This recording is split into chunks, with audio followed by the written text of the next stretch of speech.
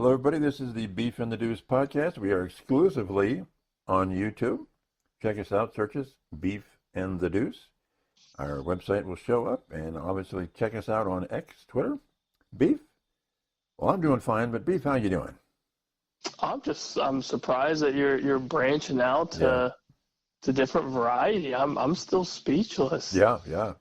New T-bell items. Yeah. You're out here just living. Tomorrow I'm going to Giant Eagle. I'm going to get that Bush Peach Light. As you should. As I keep saying I'm going to do it, and I keep forgetting. But tomorrow, it's so good. Is the day. It's so good. Okay. I want somebody to take a picture of you walking out of Giant Eagle with a 30 rack of Bush Peach. Well, it'll be a 6-pack or an 8-pack. Oh God! I just want to see you walk out with a brick of just Bush Peach. Probably a cube in each arm, right? Yeah. Oh my gosh! You won't be disappointed. Okay. It is very good, and I'm not a big flavored light beer kind of guy. Yeah. And it's shocking how good it is. It goes down smooth. Yeah, there we go.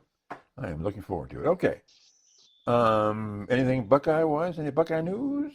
We got some big news. Big news. Big news. Yeah. Will Howard, to no surprise, is the starter for the Ohio State Buckeyes. Good. Very good. So at least that's the cat's out of the bag. This is done. Mm-hmm.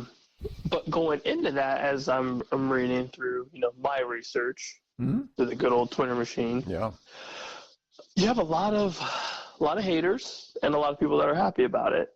Haters on Will Howard? Yeah, because he was the backup at Kansas State. His last game for Kansas State was a loss. He couldn't stay at Kansas State even though he's a grad transfer because people are idiots. You have to go, don't you? Yeah, people are stupid. Yeah, okay. I read that. I'm like, this guy's an idiot. I'm not even looking at this. Yeah. Just keep going. But what end of the spectrum would you say you're on with the news? Would you say it's a good thing that it's already done? I think it's great. I think it's just good. Anytime you can get that kind of clarity, it's great. Perfect. Yeah, so I the more I think about it though, it's not early because obviously the season starts in just a couple weeks. Yeah. But what does this do for people like Devin Brown, who's obviously wanting a starting position? It was basically between him and old Willie boy. Mm-hmm. But what do you think that does for him? Do you think he sticks around? Do you think he tries to, seek some time elsewhere? I don't know. I'm sure it's disappointing for him, obviously. But I'm also pretty certain that the competition was fair. No, 100%. And that, Day and they chose the better quarterback. And as disappointing as that is, welcome to life. Yeah. At the end of the day, you need to be the best person in that room. Yeah. And for the second time, you're not the best player. Maybe he can improve too. And you don't know. I mean, people get injured. Yeah, that's the scary part. And I don't know. I mean, if Ohio State dominates a lot of these teams like they typically do, he could be the fourth quarter quarterback. Yeah, and that was kind of what I want to say just a little bit ago. Listening to the Buckeye show with Tyvis Powell and I think it was Ryan Baker, and they were saying that those first 3 games are gimmies.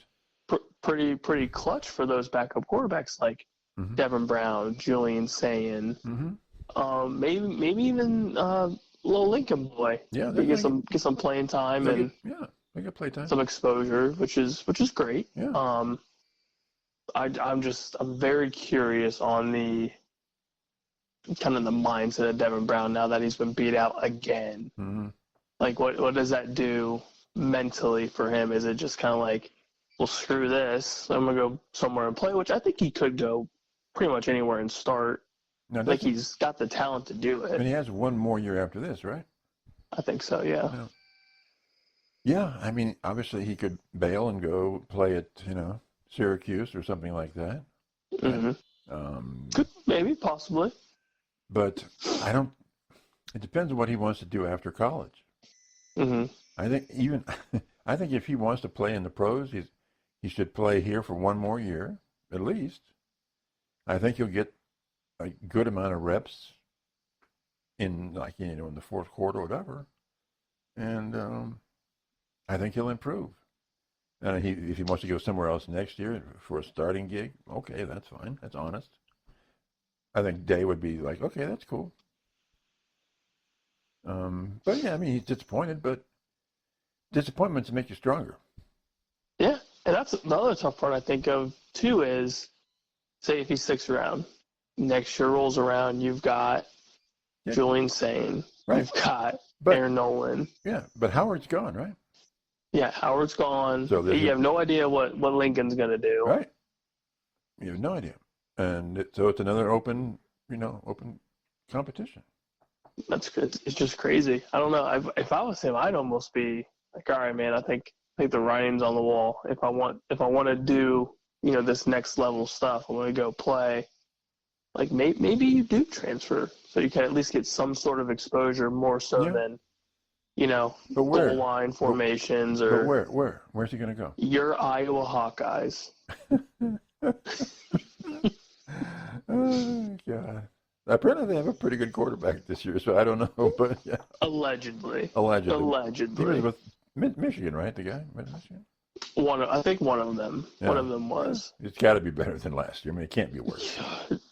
I mean, you could be. You could not have a quarterback. Well, you could, just hike the ball to the running back and go from there. I mean, but otherwise, yeah. But I mean, he'd have to want to go to a top 25 team, right? I would hope so. For his sake, I would hope so. Yeah, if he wants to go pro, he's not going to go to Marshall. He's just not. No, or Akron or any MAC school. Yeah, I mean, as much as I like your Rockets, come on now. Yeah. Yeah. Yeah, I don't know. It's an interesting little development, I think, and obviously when overall it's great. The quarterback, debate or rumor mill, whatever you want to call it, it's done. Mm-hmm. Like this is it. It's not like it was last year where we're just sitting here like, what the hell is going on? Yeah. Yeah. Oh yeah, much better. So at least this helps your position players. Like, all right, this is the guy. Yep, get used to it. And yeah, get ready to go. Mm-hmm. And it also you built the relationship with obviously your quarterback, your offensive line, your counts, everything just flows better when this is already done. Oh yeah. I think overall this is definitely the best thing to do. Mm-hmm. Oh, absolutely. Obviously, I think. But I like it. Whoever he picked, I'm glad that he picked it. So, yeah. How shocked would you have been if it had been Brown? Oh, very. Yeah, I mean, very. There's you paid Will Howard an insane amount of NIL money. Right, and he's only got 1 year. And he's got 1 year, and you're hoping this is the year. Yeah, it should be the year. This is the year for a number of things. And for beating then Michigan. He just doesn't get he doesn't get the job. Yeah, I know. It's like, okay, I'll take my money and go away. Yeah, your return on your investment just literally went down the toilet. Explain that to the boosters. Jeez. Yeah. Yeah. Explain that to the foundation. Yeah. No, by the way. It's a good thing. I think people kind of assumed it, and I think it's good that it's what it is. Yeah, and my argument to all the haters was, look at the dual quarterbacks that have played under Ryan Day and tell me that they've sucked. Because they haven't. Right. Look at what Justin Fields did. Right. That's a first-round draft pick, Justin Fields. Mm-hmm. Regardless of what's happening currently in the NFL, that was a first-round draft pick out of the Ohio State. Mm-hmm. So CJ? CJ ended up kind of being sort of a dual threat when he wanted to be. Yeah. But look at those offenses. At the end of the day, just look at what those teams did. Those are high-paced, high-scoring offenses. Right. So I say let it rip. Yep. Well, Howard, just let it rip. Let it rip. Yep. You're in the biggest stage in the world right now for college football. Oh yeah, and all eyes are on you, so make it count. Yep. Anything else Buckeye-wise? No. No, I think we're just ready. I think we're just counting down the days to we can finally watch some Buckeye football. So what happens if Bob asked me this? What happens if Clemson beats Georgia? Jeez. And then of course Michigan beats Texas the next week. The college football is going to be weird. Upside down, completely upside down. But you like chaos, so you'd be like, yeah, bring it on, right? And that would be fun in the sense that all the hype of Carson Beck maybe kind of sort of dies down a little bit because right now he's seen as the number 1 overall pick, right? To some mock drafts.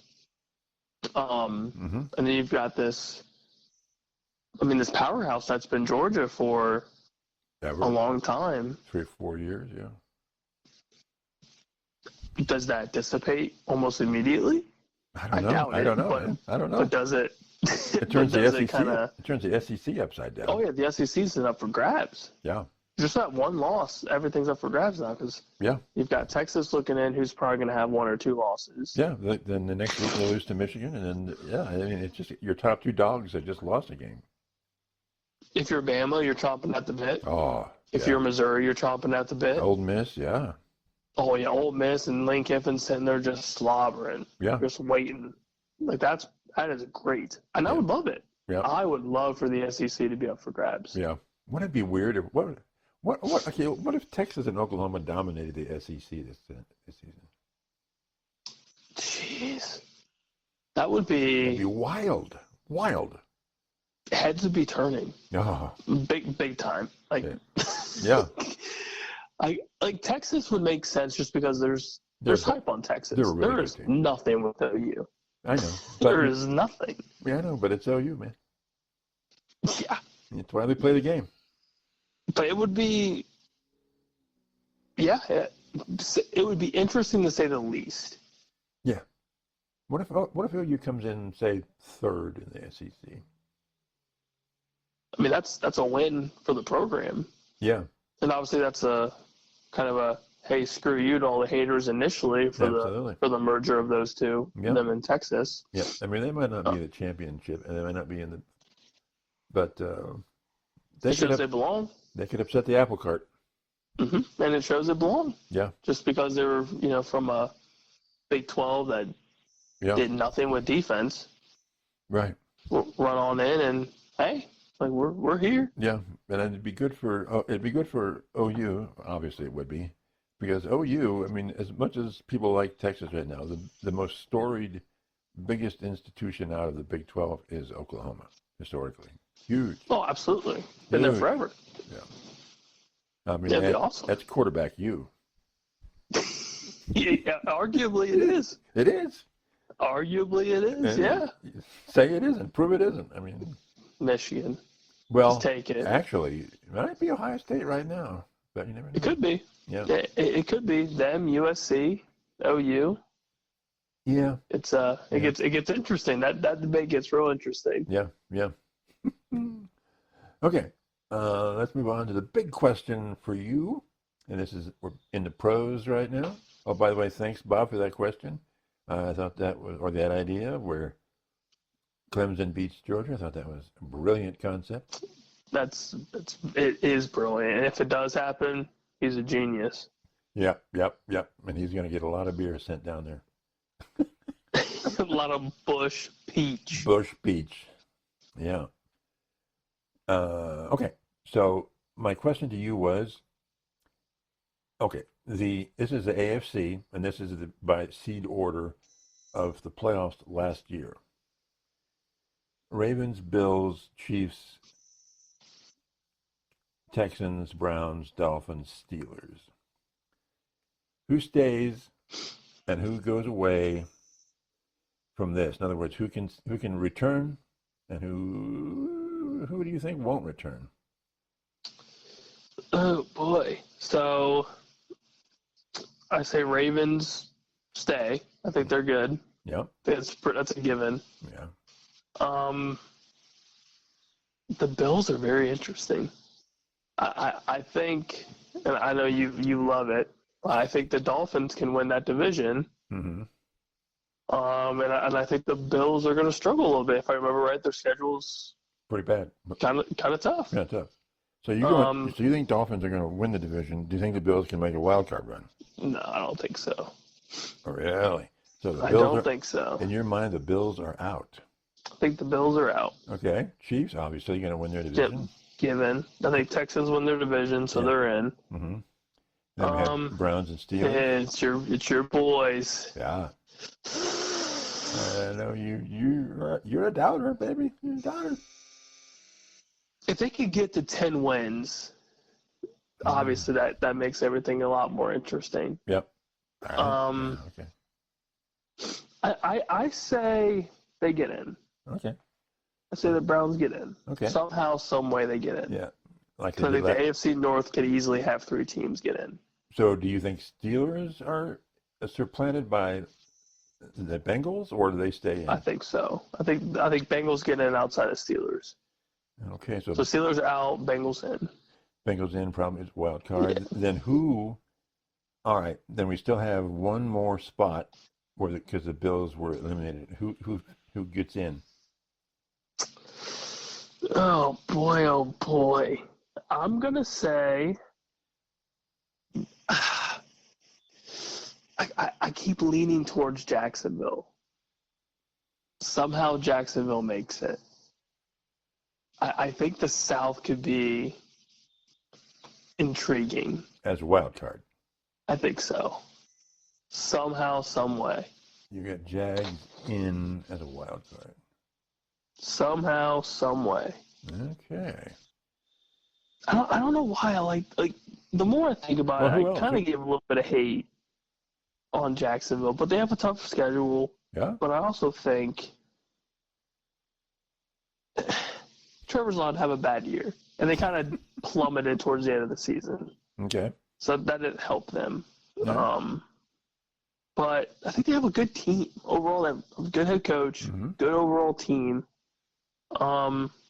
Just kind of unlucky. So it's either them or the Jets. I keep going back and forth between them and the Jets. Okay. Yeah, you're a Jets fan.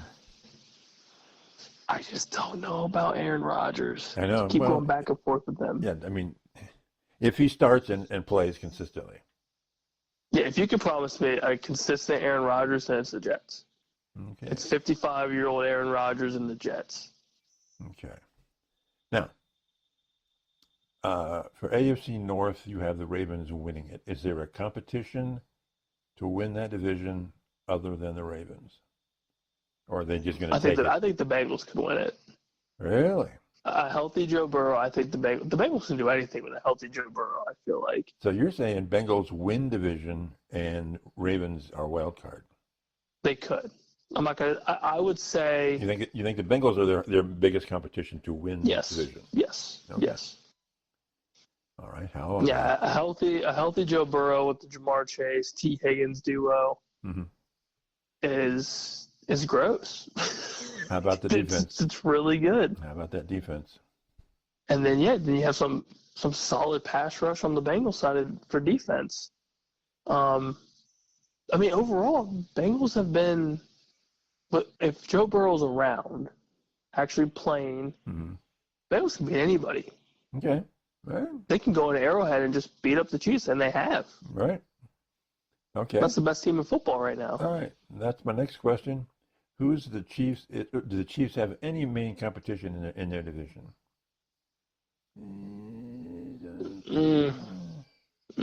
Maybe the Chargers? No.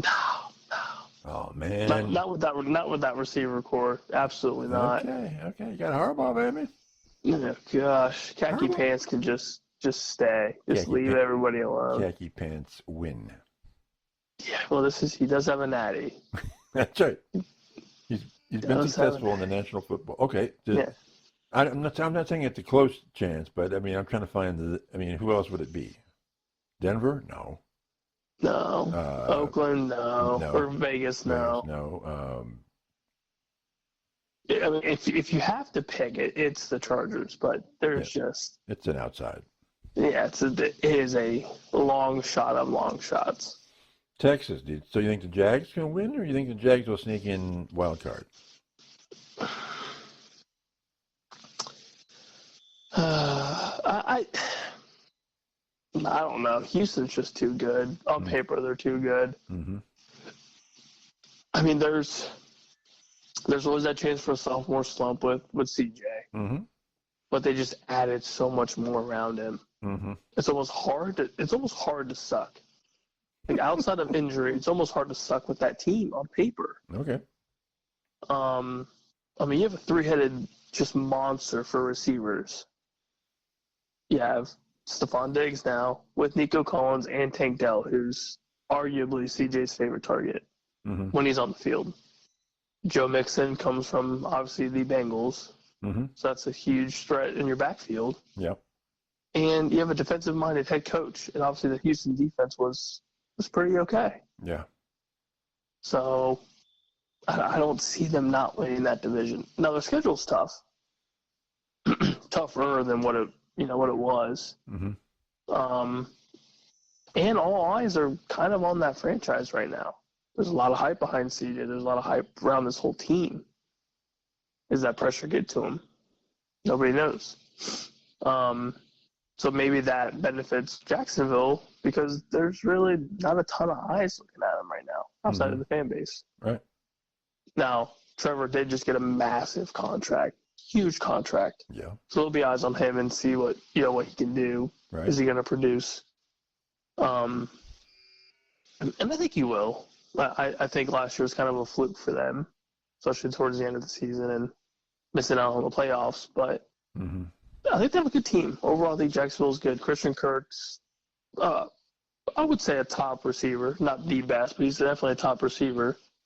But you really don't see them winning the division, right? As far as it'd be Texas, and then Jags hopefully can get in as a wild card. Yep. Yeah. If the Jets don't, crap the bed, right, and Aaron Rodgers stays on the field, I would assume it's them over Jacksonville. But right. It also goes off record too, and the Jets have some tough games. They have some tough games on their schedule, they're playing some good teams. Yeah. You got some people thinking they'll go 13-4, which is insane. Okay, well, yeah, that's why we love the game, don't we? I love it. So everyone's an expert. So if Dolphins win, obviously you think their biggest competition there is going to be the Bills, correct? In that division? Yeah. I would say the Jets. Wow. I would say the Jets are the biggest competition. So you think it's Dolphins winning and the Jets next and wild card? Yeah, why not? Well, I don't know. Why not? I'm asking you for your opinion. Yeah, I mean, I feel like I shouldn't have a bunch of hate on the Bills, but Josh Allen is he's so hot and then he's so cold. Yep. And that team as a whole is so hot and so cold. Yep. It's just tough to figure out what that team wants to be. Do they want to be good? Mm-hmm. Obviously, I would hope so. But then Josh Allen has a 3-turnover game where he just is all out of sorts. Mm-hmm. And then they'll go and play the Chiefs, and the Bills will just ball out. Right. Then the next week they suck. Right. It's like, what's happening? Mm-hmm. I don't know if the Stephon Diggs loss is going to be huge because it looks like Keon Coleman as a rookie is looking really good in training camp. But I don't think Josh Allen and James Cook can just carry that offense. Like, they need more, and they don't have a lot. They have Dalton Kincaid and Dawson Knox as tight ends, but like, is that going to be the difference maker? I don't know. Okay. Yeah, I mean, the Dolphins have everything they need to make a run at winning that division. Right. The Jets literally have everything they need on paper to do something. Mm-hmm. You look at the Bills, you're kind of like, you got Josh Allen, you got James Cook. What else do you have? Yeah. That's kind of where I'm at. Speaking of everything you need, people say the Browns have everything they need except the quarterback. So obviously it's going to be the quarterback's the question for the Browns this year, correct? I mean, That's the big question for you guys. So their Achilles heel is their quarterback, whether they got a good quarterback or not. And the Steelers, what's going to be what do they have to do to retain a playoff spot? Quarterback play? Start Justin Fields. Okay. Right. I think that's probably their best bet. And initially I thought it was going to be trade for Brandon Ayuk, but that fell through. Yeah. He's still with the Niners, right? Yeah, as of right now, he's still with the Niners. Okay. He was all dressed up for training camp today too. Yeah. Oh, really? So it gets a little interesting. So yeah. Did he show up for training camp? Yeah, he was there. Uh-oh. He's in trouble now. Okay. Yeah, so it's I don't know. So you think Steelers basically? So Browns and Steelers were looking at the quarterback play. Yes. But there's not a lot of room in that division because they're all really good teams. Yes. Yes. It's I don't think Russell Wilson's the answer, especially in that offense where, like we've talked about, they want to run the football. Right. They want to use both their running backs and run the football. And Justin Fields is perfect for that. He's perfect for that, yeah. Perfect. And then if you want to run a little spread, a little read option, something, perfect. It's like you have a triple option. Yeah, it's perfect. And Justin Fields has a good deep ball. That was a great deep ball. That's perfect. George Pickens, deep ball receiver. Have at it. And Russ is just past his prime. He's an older quarterback. Now, maybe that does do something for him, but he's injured a little bit. So yeah, it seems like from what we've seen, the team likes Justin Fields. Yeah, they love it. The players like Justin Fields. Yeah, I guess kind of seems like all signs are maybe pointing towards Justin. The last preseason, he had what, 2 interceptions, 2 fumbles or something. And yeah, they still love it. Are great. They still love it. Yeah. That's why it's preseason. Yeah, well, yeah. Try to get all the hiccups out of the way. Yep. But Tomlin being kind of an old school coach, said it perfectly. Those turnovers negate anything you do well. Yeah. So those need to stop. Yeah, you don't drop. Hopefully they do for Justin's sake, because if they do, I think the team looks better with him on the field. Yep. I think it's a lot more energy, a lot more vitality, yeah. Yeah, and Justin's got nothing to lose. Right. At this point, what else do you have to lose? Is this his last stop on the way, or would he have another shot, like Darnold? Like if they wanted to re-sign him? Yeah, like a Darnold kind of thing or something like that. It's I think this is technically like his 5th-year option sort of thing. And then if they want to re-sign him next year, if they want to, they can. Well, let's say if I was the Steelers, I would. Well, I would try to sign him. Doesn't do that well, and the Steelers don't sign him. Is anybody else going to pick him up next year? Ooh, that's tough. That is tough. Maybe as a backup. Yeah, maybe a backup somewhere, but I don't think as a starter, which is sad. But I don't think so as a starter. Yeah, okay. All right. So that is the AFC, the stay or go away from last year. And next week or next time we'll have the NFC teams. And the Beef will give his expert opinion. Yeah, something like that. Well, that's what we say. It's on the marquee. So, what was your question for me then? So, this morning on the Get Up show that's on the good old ESPN, question came up for the top 5 NFL coaches under the most pressure to win right now. And I'll just, in no particular order, Mm-hmm. I will go down the list. Okay. Robert Saleh, Mm-hmm. Jets. Mm-hmm. Nick Sirianni, Eagles. Mm-hmm. My guy, Mike McCarthy. Your guy. The boys. That boy. Bears head coach, old Matty Boy. Yep.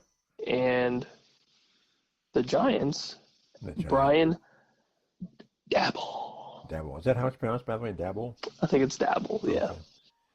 All right. I've never been able to pronounce the Bears head coach's last name properly, so it's just Matty Boy. Eberflus. Yeah, something like that. Yeah. Well, you have to do that after you eat, you floss your Something like that. Oh, you're just waiting for that one, aren't you? Oh, jeez. Oh, God. You're a mess. I know. So what are we thinking here? Who do you think's under the most pressure? Well, I'm surprised that Dabble's still there, so I guess he is. But they haven't done crap. They haven't done anything. No, they had one playoff appearance, one playoff win, and then... Yeah, so I guess I would say he is the most on the bubble. Okay. The next one on the bubble is going to be your McCarthy guy. As he should be. And I almost feel bad because I think he's battling his owner. I think his owner is not making his job any easier. No, especially right now. Right now, yeah, with all these contract negotiations and who's going to play. Sign CD Lamb, damn it. Just do it. Tell me how you really feel. God. Yeah, he's he's so I would say he's the next one on the bubble. Sirianni, if he last year was so strange that if the same thing happens again, then I think he's the next one, the third on the bubble. Oh, if the same thing last year happens this year, he's done. I think that so. Dude's because gone. it's so hard to explain it. I mean, yeah, that is donezo. Especially with that roster, donezo. So again, yes, every element to be successful, and they can't have this late sort of 2/3 into the season collapse. And if that happens, then he's done. We'll see you later. Yeah, but I think that's just hard to explain. So it's hard to get your finger on that one. But I'd say he's number 3. And I would say with the Bears, this is probably their first year where they've really put it all together personnel-wise. So I'd say he's got at least this year and maybe next to bring it all together. So I'd say he's not on the bubble because it's like a new team. It's a completely new team. With a new quarterback and, a brand new rookie quarterback. And so I would give him a couple of years, 2-3 more years. Yeah, that's fair. And the Jets, it's sort of like the Bears. But, last year, I mean, how do you coach the fact that Aaron Rodgers tore his Achilles? Mm-hmm. So you can't blame that on the coach. However, and they were still kind of sort of in the playoff hunt. Yeah, and if you look at the Browns, who had 5 starting quarterbacks and made the playoffs, in fact, they were the number 5 seed. You have to look at, if you're the Jets, you got to go, hey, what about the Browns? They did okay. Mm-hmm. And the Jets are stacked, as you readily admit. They're a playoff caliber team. I think they're a conference championship caliber team with Rodgers. I think the Browns are a Super Bowl caliber team with a better quarterback. Mm-hmm. But I think you got to give him, now if Rodgers plays consistently and they just crap the bed, I think I'd probably get rid of him. Interesting. Okay. Would you? I don't know. I mean, again, it's like they're trying to get these things together, and hopefully this will be the year that they've got all the elements together, and so let them play and let them see what's going on. So I would prefer not to, But if they just fall apart for some reason, they just get mistake prone and they're just not looking good at all, then there's no excuse. Then there's no excuse. Yeah. But if they make the playoffs, even if they get out in the first round, they're still not going to like that. Yeah. They were, what, 24 years? I just think they need 2 years. I think he needs 2 years. Because last year should not count for anything, because everything was surrounded about, or the Jets were basically hyped because of Rodgers, as they should be. Yeah, and I think the team is coming out of a, people are going to hate me this, and I'm a Browns fan, but they're coming out of a, hopefully, coming out of a Cleveland Browns phase of dysfunctionality. Mm-hmm. Where in the past, finally with Stefanski, and they're finally getting it hopefully together the last several years. But before that, it was just, a 3-alarm dumpster fire. I mean, and I think the Jets was similar in that regard. I mean, okay, Rodgers goes down. Who's your quarterback? Yeah, Zach Wilson. Okay, that's a problem. That's just a problem. Yeah, that's a big problem. That he's your guy, and you can't go find somebody like a Flacco. There's a reason. Yeah. There's a reason the Browns got Flacco. I mean, Flacco had to say, "Yeah, I'll play with your team," because he didn't have to. Mm-hmm. No, he's like, this couch is comfortable. Yeah, he's made plenty of money in his career. Yeah, he's doing just fine. But he looked at the Browns, and he's played the Browns a zillion times, and he knows. And he knew him. He said, "Yeah, okay, I'll play." Would he have gone to the Jets last year? No, maybe if he was desperate. Maybe he was desperate. I don't know. But I think if it was a choice between the Browns and the Jets last year, he'd have simply gone to the Browns. Mm-hmm. That's my opinion. Of course, you might not agree with that at all. No. I'm right there with you. So I think he definitely chose the right team, though. Yeah, and so I think the Jets are finally getting out of a organizational dysfunctionality. Yeah, a nightmare. Yeah, well, okay, nightmare. That's your word, and I agree with it. Like the Browns, and so hopefully they can start showing what they're made of and do some stuff. So yeah. I would, if they were at a winning record, I would say he definitely stays.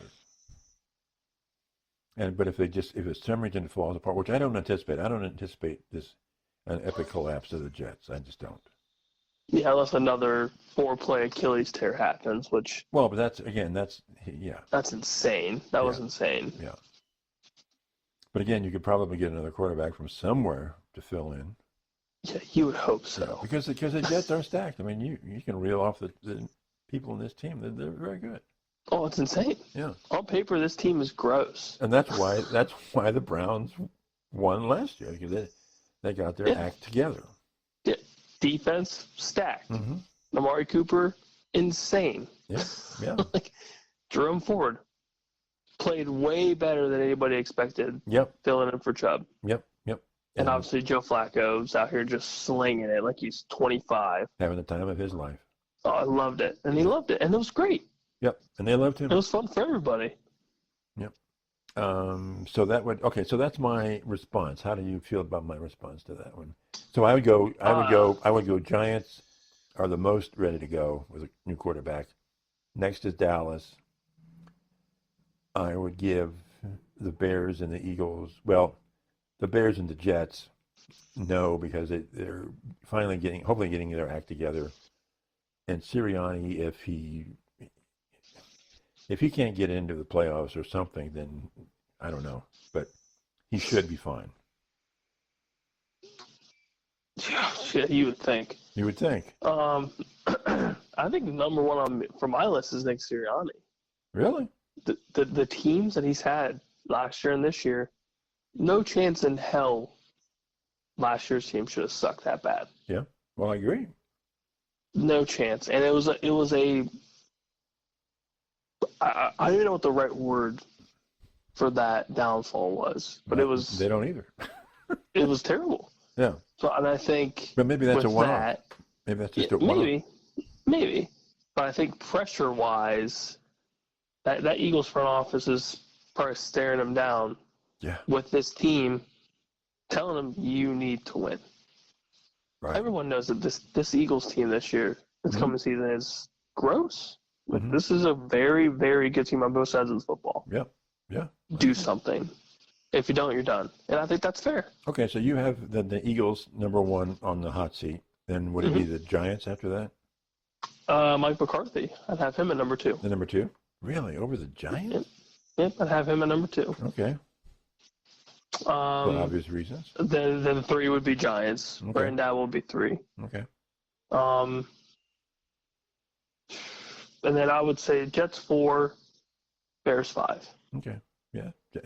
So we agree on the Jets and the Bears. I think Robert Saleh's got a couple years to do something, barring injuries.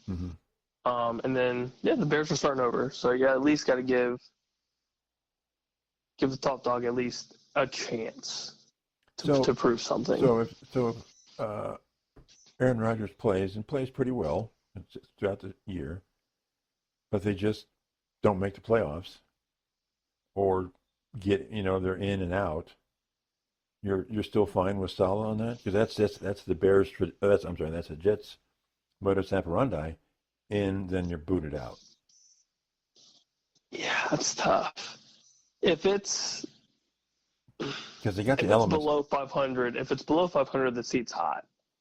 Yeah, they got to make it to the divisional round, don't you think? Yeah. I would say you have to at least win a playoff game. Yeah. I think that's a good. I love how I'm going to say a starting point for this team, but I think that's huge. Making the playoffs is obviously big. So if winning a playoff game, huge. Yeah. So if they were 8-9, didn't make the playoffs, you would still give Saleh one more year? It would be debatable, but I would say yes. What if I think 2 years is fair, but what if Rodgers says, "Okay, I'm done after this year"? And they're 8-9, and they're 8-9. Whew. That'd be. I asked a tough question. That would be some tough nuggies to fire your coach after Rodgers says, "Yeah, I'm done." I feel like he would still get 1 year to do something, or that might actually lengthen his coaching career. Because if they have to start all over again, do you literally want to wipe out your entire coaching staff? Yep. That's tough. And in my view, unless Rodgers, got injured to the point of, man, I can't do this anymore, or a serious injury or whatever. If he plays whatever, okay, but he's not really injured, and he says, "Well, I'm done," then that's on, to me, that's on management, that's on ownership, because they hired this. You can't put that on Saleh. Yeah, you can't put that. That's another dysfunctional decision that the Jets front office made. Yep, typical Jets. Typical Jets. Welcome to the Cleveland Browns syndrome. Yeah. So that's good. I like that question. That was good. I thought it was interesting. Yeah. And all those coaches are being talked about as kind of having some warm seats. So yeah, well, they should. Okay. Here's my question. 2 questions for you, but here's the first one, and is it addition by subtraction? Is it no news is good news? Here's my question to you. Cleveland Browns. In the training camp, preseason games, the only thing you're hearing about Deshaun Watson, he's working hard, he's doing his job, he's looking pretty good, but not a lot is in the press, not a lot of leaks. He's just working hard. And does that mean that and Stefanski hasn't said anything bad about it? He's like, is that good news for the Browns, or are they covered? Because I think Stefanski by now would have taken some kind of an action if he clearly wasn't going to be the starter. So is it good news for the Browns that nothing's being said, really? Yeah, and I overall I think no news is good news generally. Yeah. But I also think that you wouldn't hear anything if he was practicing like crap anyways. Like, I feel like that would be super hush-hush. Oh, somebody would leak it out, though. Maybe, Oh, possibly. It's a field full of millionaires. They're going to talk. Yeah, that's true. But I would say no news is good news. Yeah. I would say Browns wise, fans wise, this is okay. Yeah. And nobody's gotten hurt, just like how the Vikings are dealing with just a plethora of injuries. Right. Right. So yeah, I would say if everything is business as usual, that's good. I would be fairly comfortable as a Browns fan. Okay. Yeah. Okay. I obviously agree. Next question, final question for this podcast. And I'm going to make the statement, and you can argue it. I think the Vikings are better off with Darnold starting. Jeez. Whew.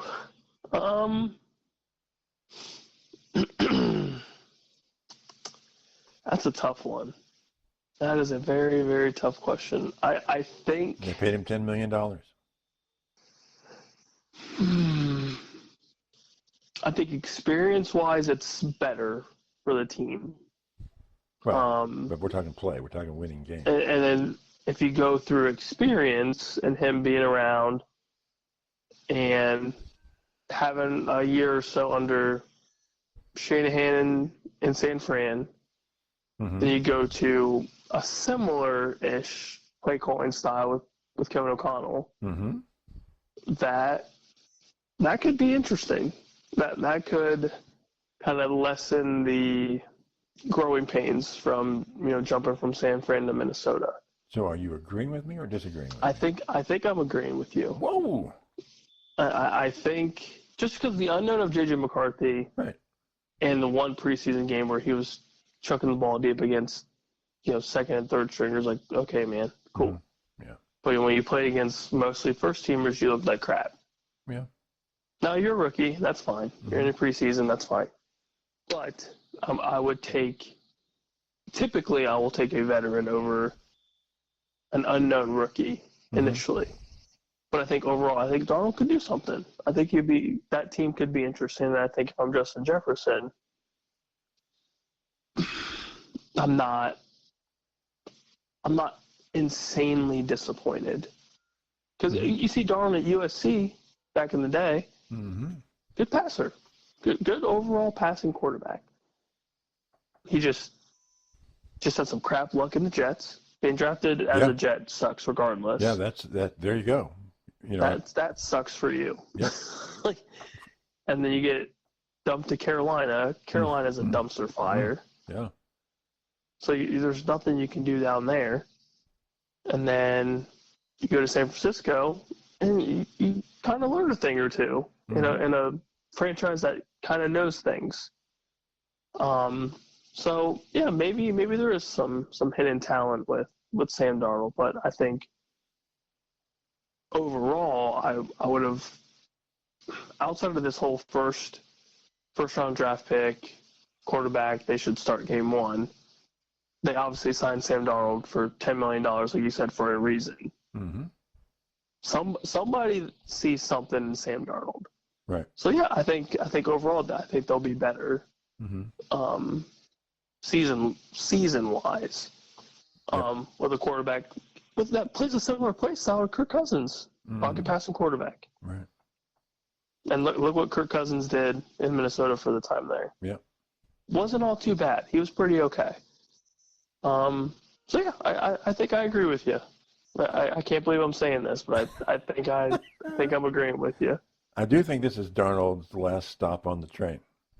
Yes, I think so. I think after this year, it's kind of done. If he plays, well, that makes things a little interesting. Yeah, but I mean, I think this is his last team. I don't. Yeah.